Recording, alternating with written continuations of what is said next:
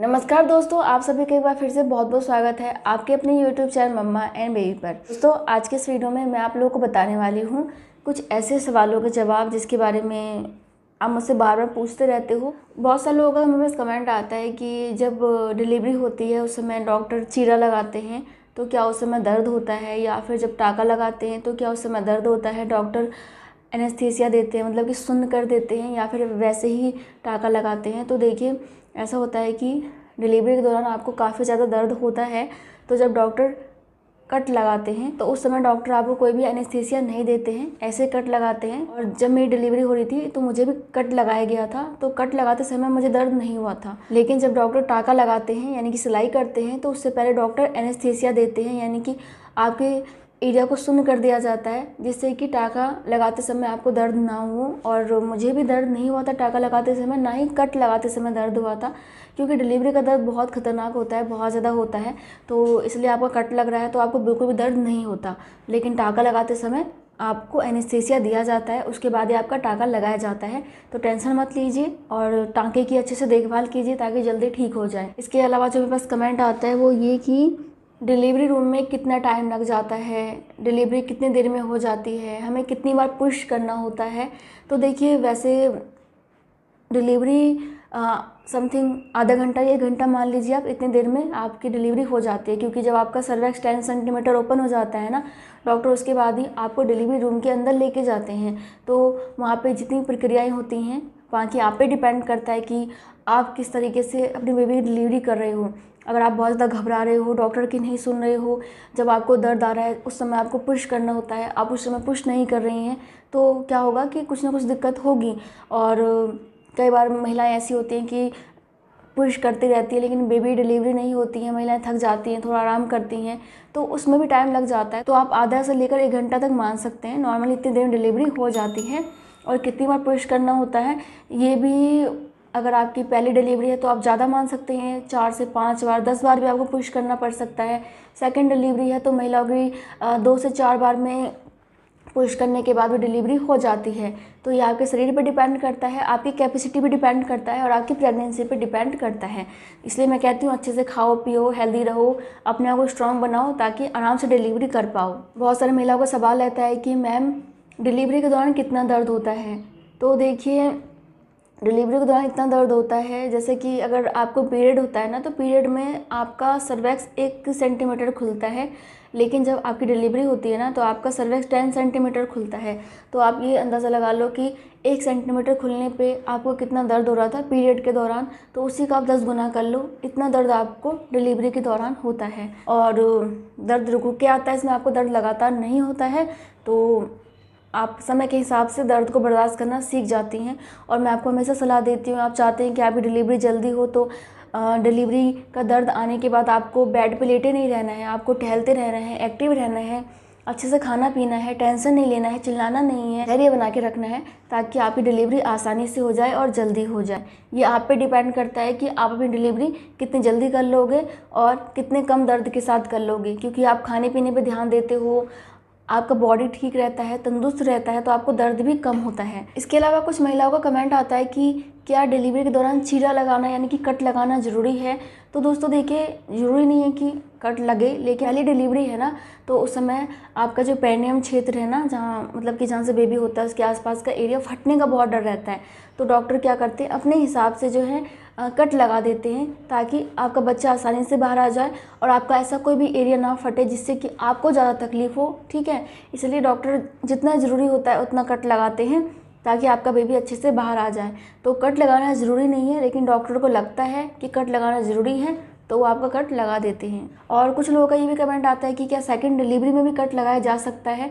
तो बिल्कुल लगाया जा सकता है। अगर डॉक्टर को लगेगा कि बच्चा को बाहर आने में दिक्कत होगी या फिर आपको परेशानी हो सकती है तो डॉक्टर छोटा मोटा कट लगा देती हैं। इसके अलावा वैसे कमेंट और आया था कि क्या डिलीवरी के दौरान महिला की पोटी और सुसु बाहर निकल जाती है। तो दोस्तों देखिए, नॉर्मली बहुत सारे डॉक्टर आपको डिलीवरी से पहले पोटी और सुसु करवा देते हैं ताकि आपकी पोटी और सुसु ना निकले। उसके बाद भी हो सकता है कि कुछ महिलाएं डिलीवरी के दौरान पोटी और सुसु कर दें, काफ़ी दम लगाना होता है तो हो सकता है कि बाई चांस निकल जाए, लेकिन वैसे ऐसा होता नहीं है क्योंकि डॉक्टर पहले ही आपका सब क्लीन करवा देते हैं, उसके बाद ही आपको डिलीवरी के लिए कहते हैं, इसे चिंता ना करें। इसके अलावा दोस्तों एक कमेंट आता है कि डिलीवरी के बाद हमें कितने दिन हॉस्पिटल में रहना पड़ता है। तो देखिए ये भी डिपेंड करता है कि आपकी कौन सी डिलीवरी है, आपके बच्चे का कंडीशन कैसा है, आपका कंडीशन कैसा है। मान लीजिए सिजेरियन डिलीवरी होती है तो इस समय आपको 4 से 5 दिन 6 दिन भी रुकना पड़ सकता है। अगर आपके बच्चे ने गंदा पानी पी लिया है, उसकी तबीयत ठीक नहीं है, तो हो सकता है कि उस समय भी आपको हॉस्पिटल में ज़्यादा दिन रुकना पड़ जाए, क्योंकि आपका बच्चा रहेगा हॉस्पिटल में तो आप भी रहोगे।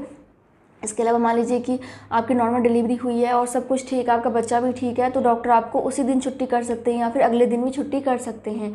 और अगर मान लीजिए कि सब कुछ नॉर्मल है, आपको टाँका वगैरह लगा है, आपका बच्चा भी थोड़ा सा बीमार है, तो नॉर्मली 2 दिन तो आप मान के चलो कि आपको 2 दिन हॉस्पिटल में रुकना पड़ता है।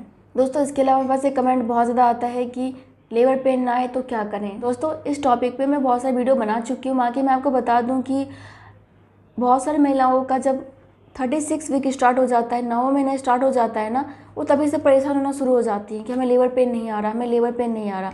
लेबर पेन अगर आपको 40वें सप्ताह तक नहीं आता है ना, तो आपको परेशान होना है। मान लीजिए ड्यू डेट निकल चुका है, उसके बाद भी 3-4 दिन हो चुके हैं, तो आपको लेबर पेन नहीं आ रहा है ना, तो आपको परेशान होना है। उससे पहले आपको परेशान नहीं होना है कि मुझे लेबर पेन नहीं आ रहा है। आपको क्या करना है, आपको अच्छे से खाना है, पीना है, एक्सरसाइज करना है, टहलना है, जैसे आप रहते हो ना वैसे ही रहो अच्छे से। लेबर पेन अपने आप ही आएगा। अगर कोई दिक्कत है तो आपको डॉक्टर बता देंगे, तो उनके संपर्क में रहिए। मैं आपको हमेशा कहती हूँ अपने डॉक्टर के संपर्क में रहो, कुछ भी दिक्कत होगी तो डॉक्टर आपको बता देंगे, तो इसलिए अपने डॉक्टर के संपर्क में रहिए। और 40वें सप्ताह से पहले लेबर पेन नहीं आ रहा है तो टेंशन लेने वाली कोई बात नहीं है, और 40वें सप्ताह के बाद भी लेबर पेन नहीं आ रहा है तो अपने डॉक्टर के पास जाइए, वो कुछ ना कुछ इलाज करेंगी, आपको आर्टिफिशियल लेबर पेन देंगी, या फिर अगर सिजेरियन डिलीवरी करने की नौबत आएगी तो आपको वो बता देंगी। इसलिए टेंशन नहीं लेना है, अपने प्रेगनेंसी को एंजॉय कीजिए। दोस्तों इसके अलावा एक कमेंट मेरे पास आता है कि क्या डॉक्टर और जो नर्स होती हैं वो मारती पीटती हैं। तो देखिए मेरे साथ तो ऐसा नहीं था, मेरे हॉस्पिटल में तो मुझे ना मारा ना पीटा, लेकिन अगर आप बहुत ज़्यादा हल्ला मचाते हो, उनकी बात नहीं सुन रहे हो, तो नॉर्मल सी बात है कि आपको डांटेंगी, समझाएंगी ही। और हो सकता है किसी किसी हॉस्पिटल में लगा देते हैं कहा चमेटा, तो उसका पता नहीं मुझे, लेकिन मेरे साथ ऐसा नहीं था। और मुझे लगता है बहुत कम हॉस्पिटल में है जहाँ की पिटाई की जाती है। क्यों पिटाई की जाएगी, अगर आप गलत नहीं करोगे तो क्यों पिटाई की जाएगी, आपकी फैमिली वाले रहते हैं। तो थोड़ा कंट्रोल कीजिए, हल्ला कम मचाइए, क्योंकि वो नहीं चाहते कि आप अपनी एनर्जी वेस्ट करो या फिर आप कुछ ऐसा करो जिससे कि आपकी डिलीवरी होने में दिक्कत हो। इसलिए वो चाहते हैं कि आप शांत रहो, क्योंकि उनके लिए तो डेली का काम है, डेली वो बहुत सारी डिलीवरी देखती हैं, तो उनके लिए बहुत नॉर्मल है। अगर आप ज़्यादा ही ओवर रिएक्ट करोगे ना तो उनको गुस्सा तो आएगा ही, वो डांटेंगी ही। लेकिन मारना पीटना गलत है। अगर कोई ऐसा करता है तो मैं आपसे यही कहूँगी कि उनसे बात करो, उनके खिलाफ कंप्लेन करो कि वो मारपीट कर रही हैं, क्योंकि ये ठीक नहीं है। दोस्तों इसके अलावा वैसे कमेंट आता है कि डिलीवरी के बाद बच्चे को कितनी देर के बाद दूध पिलाते हैं। तो नॉर्मली डिलीवरी के समथिंग 2 घंटे के बाद बच्चे को दूध पिलाया जाता है।